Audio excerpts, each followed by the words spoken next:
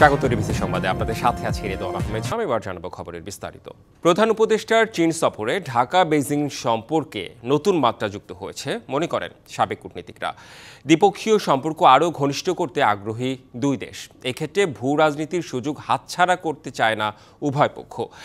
দেশে শিক্ষা ও চিকিৎসা খাতে চীনের আগ্রহের যথার্থ ব্যবহার করার তাগিদ সাবেক কূটনীতিকদের।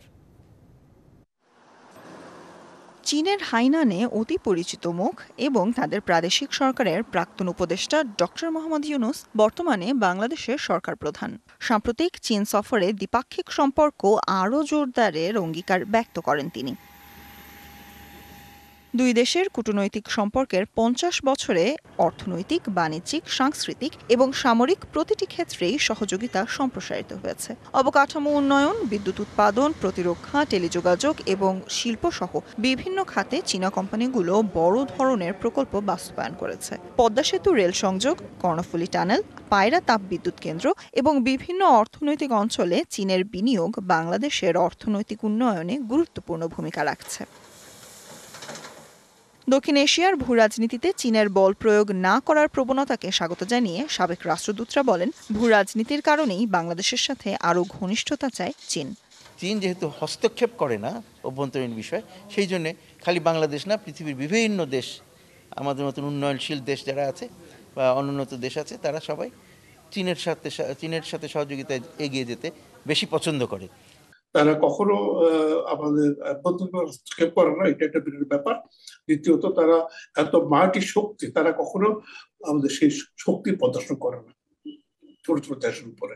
এটা একটা ভালো দিক চাইনিজ ডিপ্লোমেসি।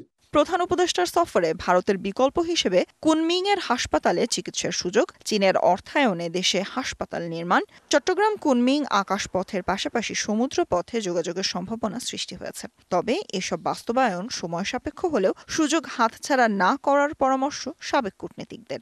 এরা যে বাংলাদেশের হাসপাতাল তৈরি করছে, সুতরাং সেখানে তার বাইরে যাওয়ার ব্যাপার হচ্ছে না। তো চীনেরা যখন করবে, আমার ধারণা যে তারা আরও বড় আকারে করবে, সুতরাং আমাদের লোকজনের জন্য উপকারী হবে। তো সুতরাং এটা নিশ্চয়ই একটা মানে আমাদের দুই দেশের সহযোগিতার ক্ষেত্রে নতুন একটা দিগন্ত উন্মোচন করবে। এছাড়া তিস্তা মহাপরিকল্পনা প্রকল্পে চীনের আগ্রহ আশা জাগালেও বাস্তবায়ন কতটুকু সম্ভব তা নিয়েও সংশয়ের কথা জানান তারা। Sultana Swarna, DBC news, Dhaka. অভিনেতা ইলিয়াস কাঞ্চনের নেতৃত্বে আত্মপ্রকাশ করল নতুন রাজনৈতিক দল জনতা পার্টি বাংলাদেশ। দলটির স্লোগান গর্বমোরা ইনসাফের বাংলাদেশ। সকালে রাজধানীর একটি হোটেলে নতুন এ দলের নাম আনুষ্ঠানিকভাবে ঘোষণা করা হয়। দলের চেয়ারম্যানের দায়িত্বে আছেন ইলিয়াস কাঞ্চন। 1993 সালে স্ত্রী জাহানারা কাঞ্চনের সড়ক দুর্ঘটনায় মৃত্যুর পর থেকে তিনি নিরাপদ সড়ক চাই নিশ্চা নামে একটি সামাজিক আন্দোলন চালিয়ে আসছেন। দলের মহাসচিবের দায়িত্বে রয়েছেন জাতীয় প্রেস ক্লাবের সাবেক সভাপতি এবং সাবেক বিএনপি নেতা শওকত মাহমুদ। শেখ হাসিনা সরকারের পতনের পরে এ পর্যন্ত দেশে প্রায় ডজন খানেক নতুন রাজনৈতিক দল আত্মপ্রকাশ করেছে। অনুষ্ঠানে দলের রূপরেখা, ভবিষ্যৎ পরিকল্পনা নিয়ে কথা বলেন নতুন দল সংশ্লিষ্টরা। 32 বছর নিরাপদ সড়ক বাস্তবায়ন করতে না পেরেই এই নতুন রাজনৈতিক দল গঠন করেছেন বলে জানান ইলিয়াস কাঞ্চন।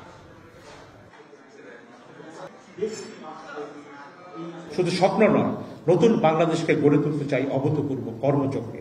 এই জন্য তরুণেরা প্রস্তুত। শুধু চাই ইমানি অঙ্গীকার ও পরিকল্পনা। অন্যান্য দলের তুলনায় আমাদের পার্থক্য হবে নিখাদ দেশপ্রেম, চিন্তা চেতনায় স্বচ্ছতা ও সাহসিকতা, দলের ভেতরে বাইরে গণতন্ত্রের অব্যাহত চর্চা।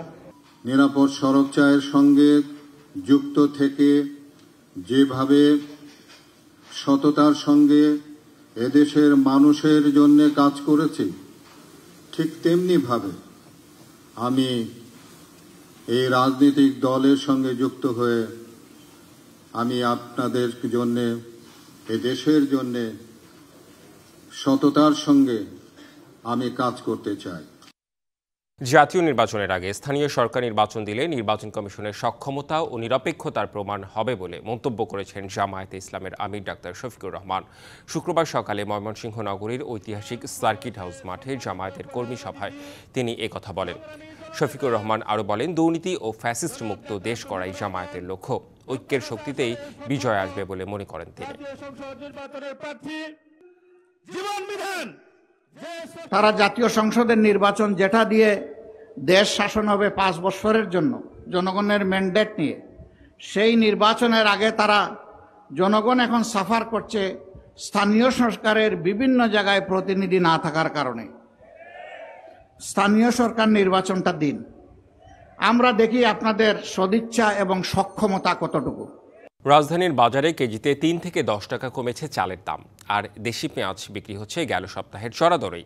মোহাম্মদপুর কৃষি বাজারে পাইকারিতে সরু চাল বিক্রি হচ্ছে মানভেদে ৭২ থেকে ৭৮ টাকা কেজি। বিক্রেতারা বলছেন এসব চালের দাম কমেছে কেজিতে ৮ থেকে ১০ টাকা, আর বিয়ার ২৮ চাল কেজিতে ৩ টাকা কমে বিক্রি হচ্ছে ৫৫ থেকে ৫৮ টাকায়। তবে আমদানি করা সরু চাল কেজিতে ২ থেকে ৩ টাকা বেড়ে বিক্রি হচ্ছে ৭০ থেকে ৮০ টাকায়। বিক্রেতারা বলছেন নতুন ধান আসায় দাম কমছে চালের। এদিকে পাইকারিতে দেশি পেঁয়াজ ৪৮ থেকে ৫০ টাকা কেজি, আর আলু বিক্রি হচ্ছে বেশ সস্তায়। মানভেদে পাইকারিতে আলুর কেজি ১১ থেকে ১৫ টাকা। এছাড়া দেশি রসুন ১১০ আর চীনা রসুন ১৯০ টাকা কেজি। মানভেদে আদা বিক্রি হচ্ছে ৮০ থেকে ১৩০ টাকা কেজি দরে।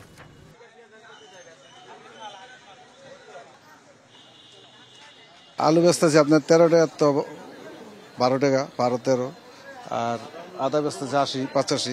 রসুনটা ১১০, ১০০। আর ওই যে চায়না রসুন হলো ১৮০, ৮৫।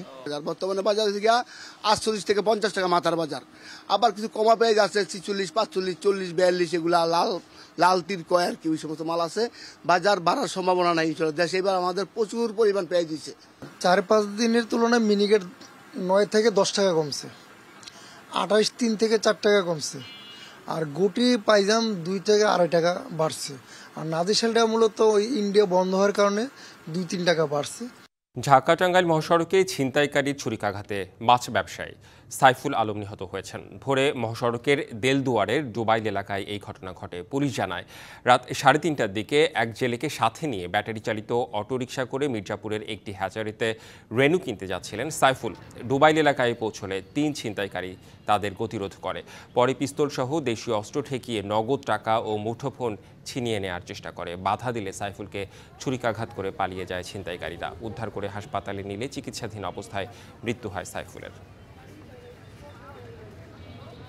পঞ্চগড়ের দেবীগঞ্জে করতোয়া নদী থেকে অবৈধভাবে বালু উত্তোলন বন্ধ এবং ভাঙন রোধে ব্যবস্থা নেওয়ার দাবিতে মানববন্ধন হয়েছে। সকালে দেবীগঞ্জ সদর ইউনিয়নের মালচন্ডী মুন্সিপাড়ায় মানববন্ধনে অংশ নেন শতাধিক ক্ষতিগ্রস্ত পরিবার। অভিযোগ, করতোয়া নদীর তেলিপাড়া ঘাট থেকে সরকারিভাবে বালু উত্তোলনের নির্দেশনা থাকলেও ইজারাদারেরা মানছেন না। তারা নদীর অন্য পারে মালচন্ডী মৌজার ৩টি এলাকা থেকে অবৈধভাবে বালু তুলছে।